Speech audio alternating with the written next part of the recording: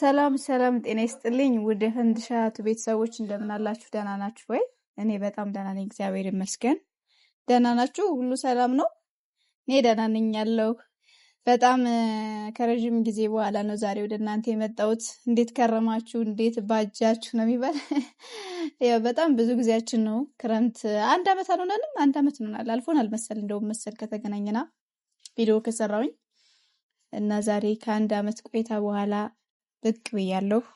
አዲስ ስራ ይዤ ነው የመጣሁት።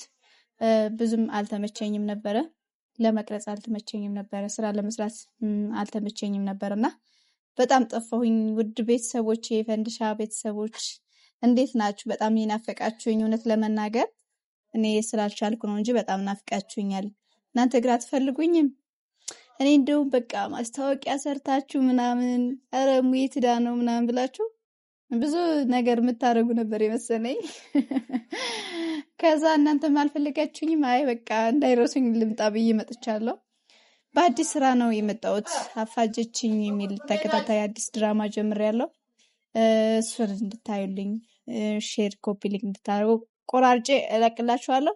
ውድ የፈንድሻቱ ቤተሰቦች በሌላ ቪዲዮ እስከምንገናኝ፣ ሙሉ ቪዲዮ እስከምለቅላችሁ መልካም ቆይታ ይሆንላችሁ። በጣም ነው የምወዳችሁ። ስለምትከታተሉኝ አመሰግናለሁ። ባይ